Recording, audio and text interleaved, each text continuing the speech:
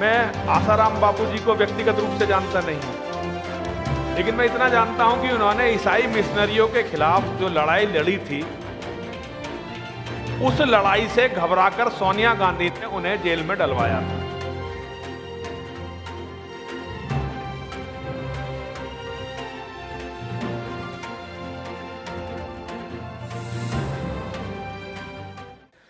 देवादिदेव भगवान महादेव शिव और जगत जननी मां जगदम्बा के चरणों में नमन करते हुए मैं आप सभी साधकों को नमन करता हूं। आप अपने गुरु के लिए प्रयासरत हैं, उन्हें न्याय दिलाना चाहते हैं। मैं आप सभी की इस भावना का बहुत सम्मान करता हूं। मैं आसाराम बापूजी को व्यक्तिगत रूप से जानता नहीं हूं, लेकिन मैं इतना जानता हूं कि उन्होंने ईसाई मिशनरियों के खिलाफ जो लड़ाई लड़ी थी, उस लड़ाई से घबराकर सोनिया गांधी ने उन्हें जेल में डलवाया था। मैं कानून की बारीकियों को तो जानता नहीं हूं, मैं कोई ज्यादा पढ़ा लिखा आदमी नहीं हूं, तो मैं कानून की बारीकियों को बहुत ज्यादा नहीं जानता हूं। लेकिन मेरे मित्र हैं डॉक्टर सुब्रमण्यम स्वामी, एक बार उनकी और मेरी बात हुई थी तो उन्होंने मुझे बहुत अच्छी तरह समझाया था कि आसाराम बापू इस पूरे केस में निर्दोष हैं। तो कानूनी रूप से मैं बहुत कुछ नहीं जानता, लेकिन जो वास्तव में हम लोगों के साथ हो रहा है, आसाराम बापू कोई अकेले नहीं है। जो भी हिंदू धर्म के लिए कुछ करने का प्रयास कर रहा है, जो भी हिंदू अपने धर्म के लिए लड़ने का या धर्म को बचाने का प्रयास कर रहा है, हर उस हिंदू की या तो हत्या या उसे जेल भेजे जाने के षड्यंत्र रचे जा रहे हैं। और इसमें आप लोग, मैं नहीं जानता कि दोष किसे देंगे, लेकिन मुझे जो लगता है इसमें सबसे बड़ा दोष हम हिंदुओं का ही है। मैं एक आधे मिनट की एक कहानी आपको सुनाना चाहता हूं। एक पहाड़ी पर बहुत सुंदर झरना बह रहा था, जंगल में पहाड़ी थी। एक भेड़िया ऊपर झरने पर ऊपर पानी पी रहा था। उसने देखा थोड़ी दूर पे एक मेमना खड़ा हुआ है नीचे की तरफ। तो उसने उस मेमने से कहा कि भाई मेमने, तू, तेरी इतनी हिम्मत कैसे हो गई, तू मेरे पानी को झूठा कर रहा है। मेमना बड़ा छोटा सा था, नरम गोश्त था, तो नरभक्षियों का वो, क्योंकि उसका मांस भक्षी था, उसका मन किया उसे खा जाए। अब वहां जंगल में थोड़ा बहुत कोई कानून होगा, वो एकदम खाने का साहस नहीं कर पाया।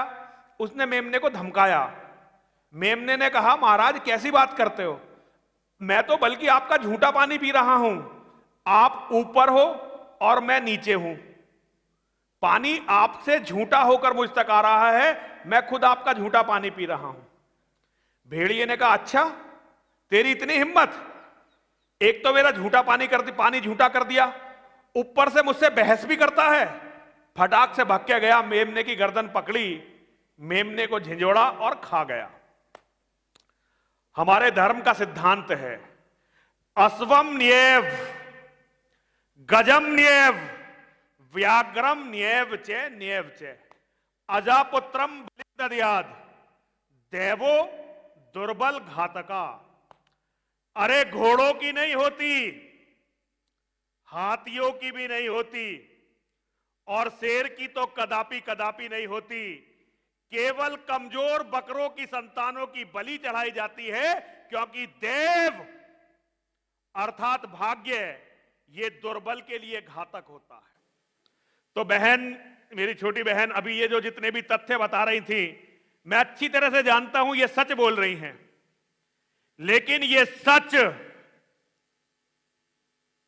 हमारे किसी भी काम का नहीं है, क्योंकि भारत में पहले जो सोनिया गांधी की सरकार थी और अब जो नरेंद्र भाई मोदी जी की सरकार है, उन्हें सच से कुछ लेना देना नहीं है, उन्हें सारा मतलब अपनी वोटों से है।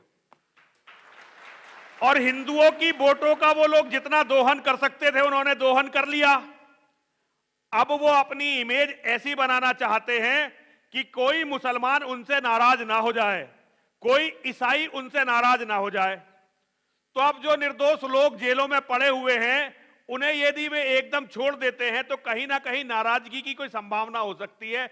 इसीलिए स्वामी जी, असीमानंद जी, आसाराम बापू जी और जितने निर्दोष हिंदू पड़े हुए हैं, केवल और केवल इस कारण से वो जेल में पड़े हुए हैं, क्योंकि वो राजनेताओं के लिए बहुत ही नरम चारा हैं।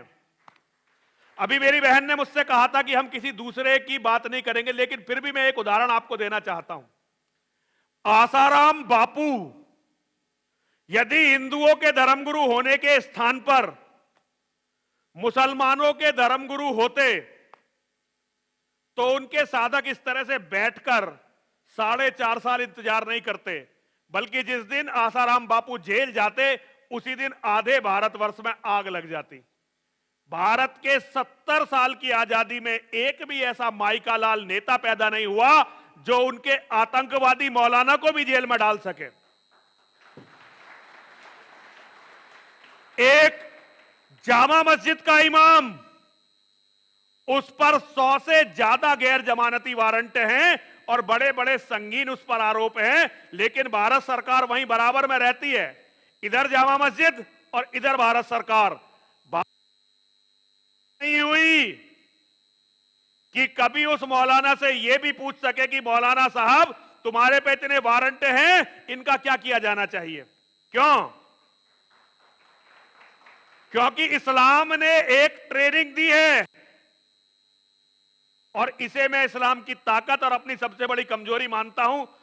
धर्म का शाश्वत सिद्धांत है, तुम धर्म को बल दो, धर्म तुम्हें बहुत बल देगा, और तुम धर्म को छोड़ दो, धर्म तुम्हें छोड़ देगा। मुसलमान कुछ भी छोड़ सकते हैं, वो अपने धर्म को नहीं छोड़ते। इसीलिए उनके मौलाना महिलाओं का बलात्कार करते हैं। दारुल उलूम के देवबंद के मौलानाओं ने बलात्कार किया, लेकिन किसी सरकार में इतनी कैपेसिटी नहीं कि उन मौलानाओं को जेल में रख सके। तुरंत गए और जमानत मिल गई तुरंत। आसाराम बापूजी जिस केस में जेल में है वो केस बिल्कुल झूठा है, लेकिन भारत सरकार में ऐसा कोई नहीं है जो हमसे डरता हो। हिंदू साधुओं से कोई नहीं डरता, क्योंकि उन्हें पता है एक केस के बाद एक पे केस लगाएंगे, 4 समर्थक आएंगे, आंदोलन करेंगे, उन पे चारों पे केस ठोकेंगे, फिर और 10-20 केस ठोकेंगे, कब तक लड़ेंगे। लेकिन मुसलमान जो लड़ता है अपने धर्म को, अपने अस्तित्व का विषय बनाकर लड़ता है। जिस दिन तक हिंदुओं के मन में अपने धर्म और अपने गुरुओं के लिए यह भाव पैदा नहीं होगा, तब तक सारे धर्म गुरुओं की ये ही दुर्गति होती रहेगी और आगे आने वाला समय तो और मुश्किल होने वाला है।